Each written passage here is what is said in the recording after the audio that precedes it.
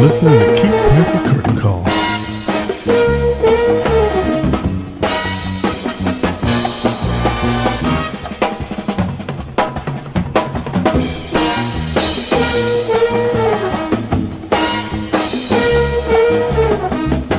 Good, Mama? Well, finally, this ding-dang press day has come. It's almost over, and finally, I get to talk to the man, really, of the hour. Truthfully, playwright, Tony Award-winning playwright, Pulitzer Prize nominated playwright. The man. This is the man, y'all, who has honestly had a wonderful career. Yeah.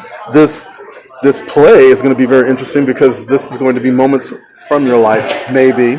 Sort of. Fictionalized. At the same time, telling the story of what it's been like for you to have gone through this process. Yeah. I mean, you have a pretty long, lengthy history of being who you are and the representation that you are bringing to American theater.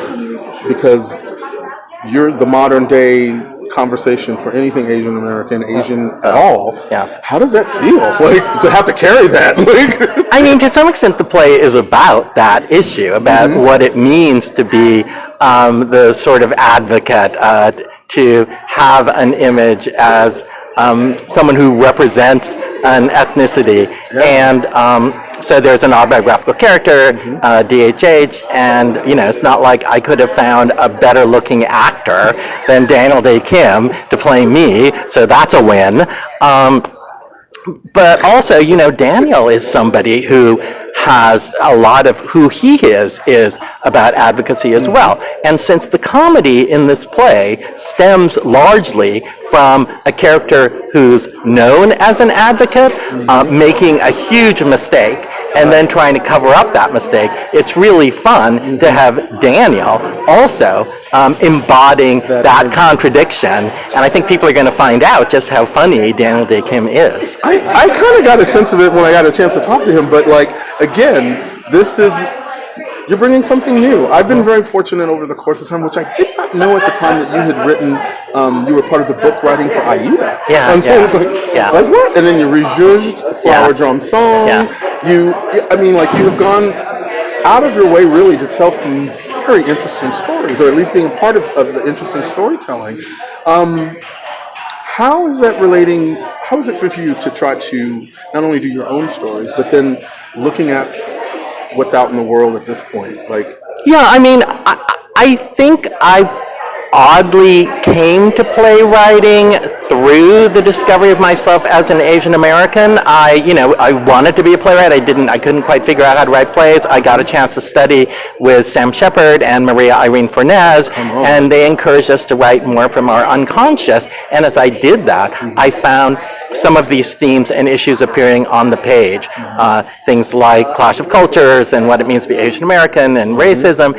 And so my identity as a writer and what I'm interested in has always been bound up in trying to examine the culture. Right. And yes, with primarily AAPI stories, but other stories as well. When I've had that opportunity, I'm really excited to do that. Well, one of the things for me, though, is with this cast that I've gotten a chance to meet, is that you have kind of like everybody in this cast. Yeah. And it's everybody supporting this one particular story, which I find really fascinating because you need everybody to lift it up. So was that conscious? That was conscious. So in the original production of Yellowface, it was more binary. The cast was, Asians and white people. Right. And the culture has changed in 2024, and we wanted to create a bigger world and a more inclusive world. But then Lee Silverman said to me, okay, if we're going to do that in a play that is to some extent about casting, then we should examine that within the play itself. Wow. And so I think we found a way to do that that's fun and funny and keeping in with the spirit of the show. That's amazing. It's amazing because, again, telling these stories first of all, telling the stories is the job, but getting the stories heard is even a bigger job. Yeah. And so for you to be able to not only be a representation, because I believe I was going through my history, I saw Aida, I saw Chinglish, I love the idea that there's other things for me, because, you know, as an African American watching the things that happen on Broadway, the diversity level is very limited. You know what I'm saying? Yeah. And so to see when we have opportunities to have other cultures being expressed like this and having a conversations and all of that other stuff, to me is what makes it, I think it makes it even more accessible.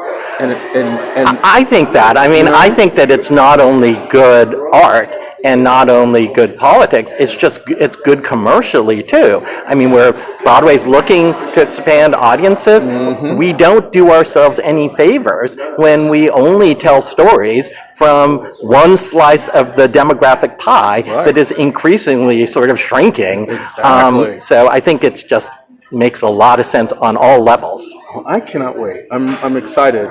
You with comedy is always fun for me. Yeah. Oh, I'm God. thinking back with Chinglish. Yeah. You and comedy, it's a cute combo for you, mister. So again, thank you so much for taking time with Thank me. you. Y'all, David H. Hwang. I want to say H just because it's a lot, but DHH, David Henry Hwang, this is the man, y'all. All right? Thank you so much. Thank you. You're welcome.